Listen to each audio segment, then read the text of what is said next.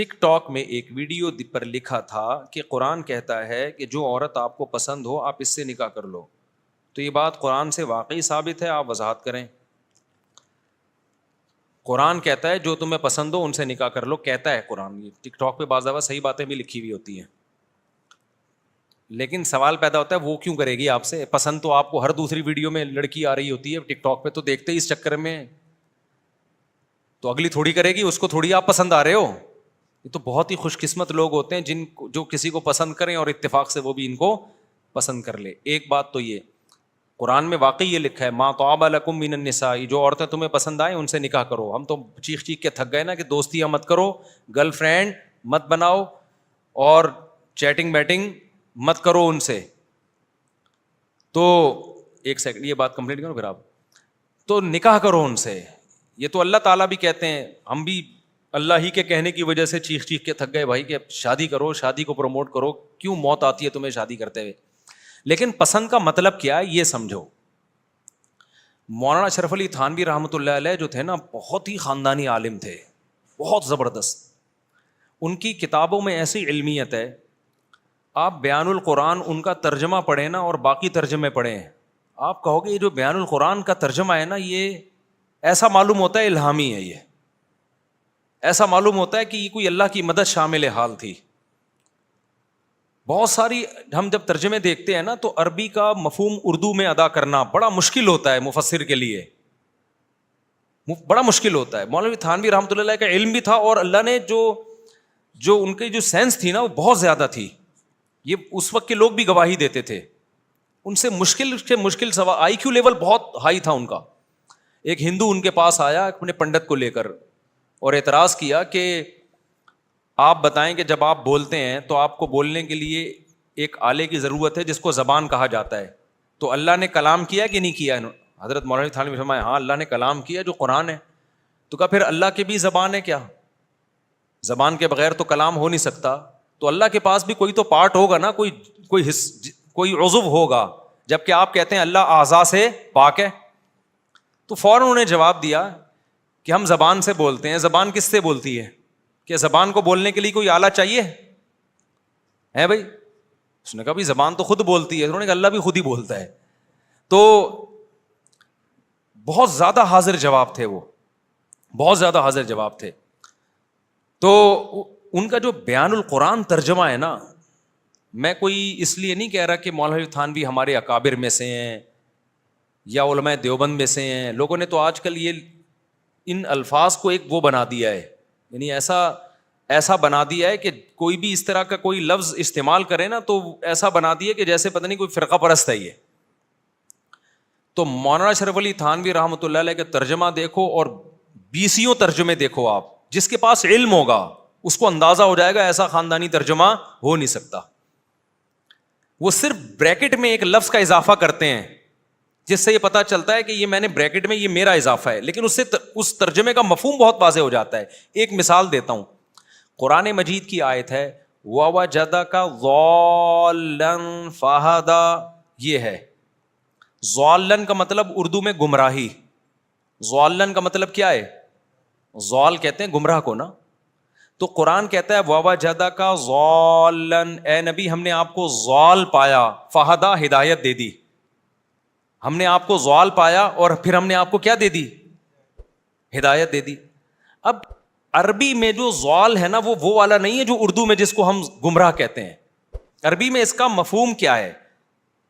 اب یہ ادا کرنا اردو میں بڑا مشکل کام ہے. جس کو عربی میں بھی مہارت ہو، اردو میں بھی مہارت ہو. تو نبی تو کبھی بھی گمراہ نہیں ہوئے، نبوت سے پہلے بھی آپ صلی اللہ علیہ وسلم ہدایت پر ہی تھے. تو حکیم الامہ نے سب نے اس کا ترجمہ جو کیا نا، اس ہر ترجمے میں اشکال ہوتا ہے کہ یار یہ وہ بات ایکسپلین ہو نہیں پائی ہے. مولانا اشرف علی تھانوی رحمۃ اللہ علیہ نے اس کا ترجمہ کیا ہے وَوَجَدَكَ ضَالًّا، اے نبی ہم نے آپ کو شریعت سے بے خبر پایا، باخبر کر دیا. کیونکہ وہاں ضلالت جو ہے نا گمراہی، اس کا مفہوم وہ گمراہی نہیں ہے جو عام سینس میں. نبی کو نبوت سے پہلے وہ علم نہیں تھا جو نبوت کے بعد علم.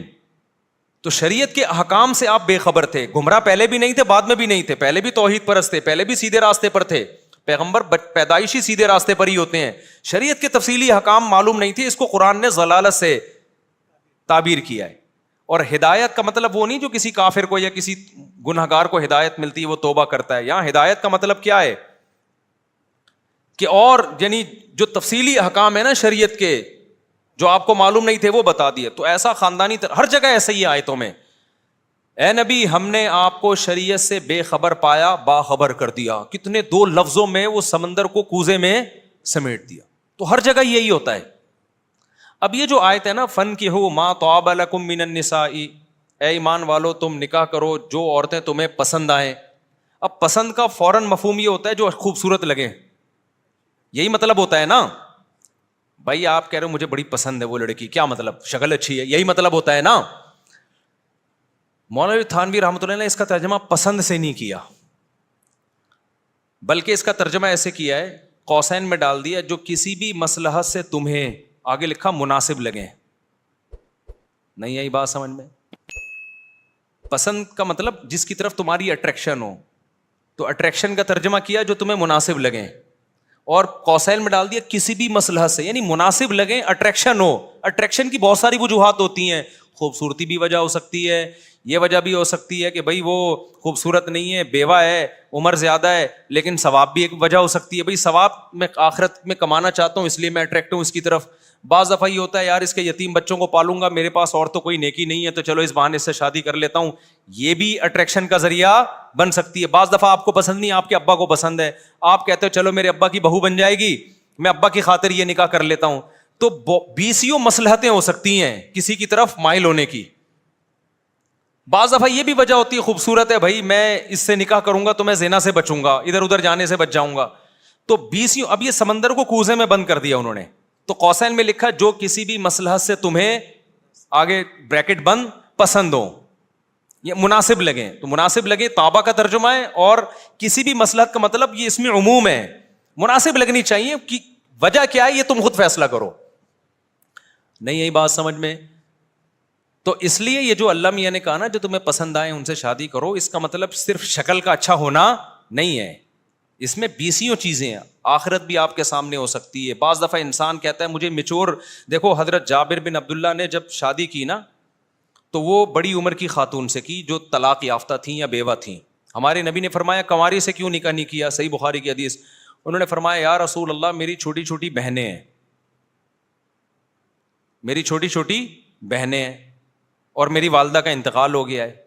اب مجھے اپنی بہنوں کی کفالت کے لیے نکاح کرنا ہے, تو اگر میں کم عمر لڑکی سے, کنواری سے کرتا تو وہ تو خود اس قابل ہے کہ اس کو پالا جائے, اس کو سنبھالا جائے, تو میری بہنوں کو کون سنبھالتا؟ سمجھ میں آ رہی ہے؟ بخاری کی حدیث ہے. تو اپنی بہنوں کی خاطر میں نے بیوہ سے نکاح کیا ہے تاکہ میری بہنیں کو ماں مل جائے. سمجھتے ہو کہ نہیں سمجھتے ہو؟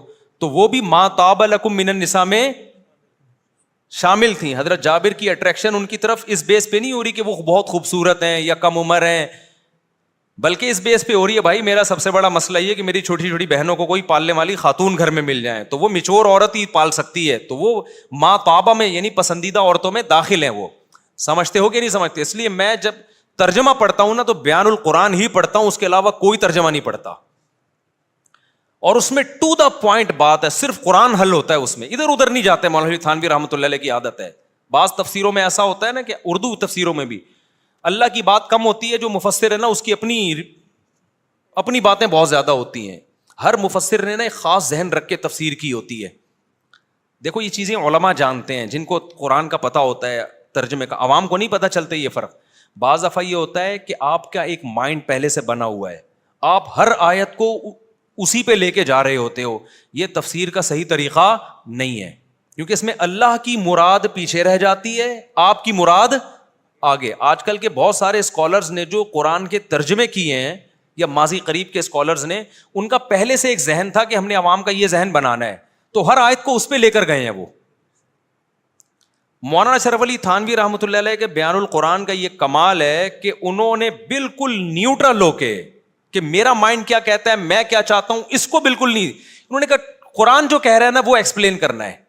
پھر ان کا اپنا مائنڈ کیا کہتا تھا اس کے لیے الگ سے انہوں نے حاشیے چڑھائے ہیں, اس کا نام رکھا ہے مسائل سلوک.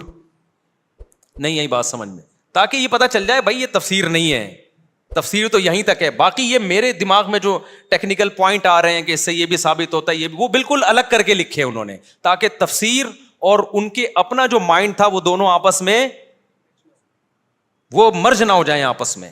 جس نے قرآن سیکھنا ہے وہ قرآن دیکھ لے, باقی پھر انہوں نے اپنے ٹیکنیکل پوائنٹ الگ مسائل سلوک کے نام سے الگ الگ کر کے لکھے ہیں, اور بلاغت کے احکام الگ لکھے ہیں.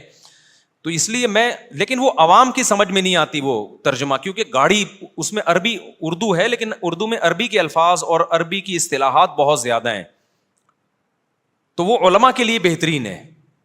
یعنی کوئی عالم اگر کسی آیت میں پھنس جائے نا, اس کا مفہوم سمجھ میں نہ آ رہا ہو, تو وہ بیان القرآن دیکھ لے, ان کی سمجھ میں آ جائے گا یہ کیا ہے.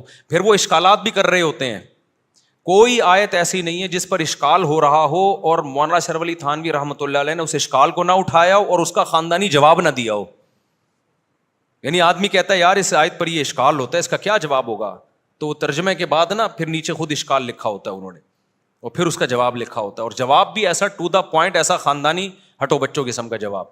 تو لیکن چونکہ وہ عوام کے مینٹل لیول سے اوپر کا ترجمہ ہے, گاڑی اردو ہے, اور عربی کی اصطلاحات عربی اس میں بہت, اس کی مثال ہے جیسے جن لوگوں کو انگلش بہت اچھی آتی ہے, میڈیکل سائنس کے شعبے سے جو لوگ تعلق ہے نا, جن ڈاکٹروں کا, آپ نے دیکھا ہوگا جب وہ یوٹیوب پہ کوئی چیز ریکارڈ کراتے ہیں تو انگلش اور میڈیکل ٹرمز بہت استعمال کر رہے ہوتے ہیں. یہ ہوتا ہے کہ نہیں ہوتا؟ وجہ اس کی کہ ساری زندگی انہوں نے علم انگلش میں حاصل کیا اور میڈیکل سائنس کی ٹرمینالوجی استعمال کی انہوں نے, تو وہ لاشعوری طور پر ان کی زبان پہ یہ سب کچھ آتا ہے. تو ان سے جب کہا جائے آسان زبان, تو کہتے ہیں یہ ڈاکٹروں کے لیے کلپ ریکارڈ کروا رہے ہیں تاکہ ان کی سمجھ میں آئے. تو مولانا اشرف تھانوی رحمۃ اللہ علیہ نے بیان القرآن اصل میں علماء کے لیے لکھی ہے, علماء کے لیے. تو اس لیے ان کی جو اردو ہے نا وہ بڑی گاڑی ہے, اور اس میں اصطلاحات حدیث کی, فقہ کی, اور یہ اصطلاحات بہت زیادہ استعمال ہوئی ہیں. تو عوام جب پڑھتی ہے تو اس کی کھوپڑی گھومتی ہے کیا لکھا ہوا ہے, لیکن علماء کو اس سے پھر بہتر کوئی تفسیر لگتی نہیں ہے, ایک دم ٹو دا پوائنٹ اور ہٹو بچوں قسم کی. سمجھتے ہو کہ نہیں سمجھتے؟ اور عربی تفسیروں میں اگر کسی کو عربی آتی ہے, عالم ہے, تو تفسیر ابن کثیر اور روح المعانی, یہ دو تفسیروں جیسی خاندانی تفسیریں میں نے نہیں دیکھی. ایک روح المعانی اور تفسیر ابن کثیر. تفسیر ابن کثیر زیادہ مشہور ہے کیونکہ اس کی عربی آسان ہے. روح المعانی کی تفسیر علامہ آلوسی رحمۃ اللہ علیہ جی کی تفسیر ہے عربی میں, وہ عربی بہت مشکل ہے ان کی. تو اس لیے جو طلبہ ہوتے ہیں نا جو زیادہ ان کے ایکسپرٹ نہیں ہے, وہ ان کو پھر وہ سمجھنے میں مشکل ہوتی ہے. لیکن ابن کثیر کی تفسیر, یہ دونوں بڑی خاندانی تفسیریں. خوب سمجھ لو, تفسیروں میں بھی اٹرم پٹرم بہت کچھ ہے. لوگ سمجھتے ہیں بس تفسیر کی کتاب میں لکھا ہے, تو ایسا نہیں ہے. تفسیروں میں اٹرم پٹرم صحیح بھی ہے, غلط بھی بہت کچھ ہے. تو بعض لوگ جو اناڑی ہوتے ہیں, صحیح علم نہیں ہوتا ان کے پاس, بس وہ عربی تفسیریں پڑھ کے نا, جو نئے نئے مدرسوں سے فارغ ہوتے ہیں, وہ پڑھ کے عوام کے سامنے وہ آیتوں کی تفسیریں شروع کر دیتے ہیں. جب ان سے کوئی پوچھتا ہے بھائی یہ کہاں سے لا رہا ہے بھائی, تو کہتے ہیں تفسیر کی فلاں کتاب میں فلاں مفسر نے لکھا ہے. تو فلاں کتاب میں فلاں مفسر نے کچھ بھی لکھ دیا, وہ ایکسیپٹیبل نہیں ہوتا. بعض مفسرین کی عادت ہوتی ہے کہ کسی آیت کی تفسیر میں موضوع, صحیح, ضعیف, جو حدیثیں ملے سب لا کے لے آتے ہیں. تفسیر مظہری کتنی مشہور تفسیر ہے, اس میں لکھا ہوا ہے کہ یہ جو زمین ہے نا یہ بیل کے سینگ پہ ہے, اور عبداللہ بن عباس سے مروی ہے, اور بیل پتہ نہیں پانی کے اوپر ہے, جب بیل یوں سینگ ہلاتا ہے تو زلزلہ آتا ہے. حالانکہ وہ عبداللہ بن عباس کی طرف وہ قول کسی بھی صحیح سند سے ثابت نہیں ہے. لیکن جو اناڑی مولانا ہوتے ہیں وہ کہتے ہیں تفسیر مظہری میں لکھا ہے بھائی زمین کس پر ہے, بیل ہے جو زمین کو اپنے یوں سینگ پہ رکھی ہوئی یوں یوں گھومتی ہے تو زلزلے آتے ہیں. تو عجیب عجیب چیزیں بھی ہیں اس میں. تو یہ جو بہت سارے مولانا ٹائپ کے لوگ پھینک رہے ہوتے ہیں نا یوٹیوب پہ لمبی لمبی ادھر ادھر کے قصے, وہ ایسی تفسیروں سے اٹھا کے لے رہے ہوتے ہیں. اور بس تفسیر مظہری بہت اچھی تفسیر ہے, لیکن اس میں فیصلہ کرنا پڑتا ہے صحیح سند, اور صحیح سند سے کون سی چیز ہے اور ضعیف سند سے کون سی چیز ہے. تو سندوں کی تحقیق کے بغیر آپ اس کو بیان نہیں کر سکتے آگے.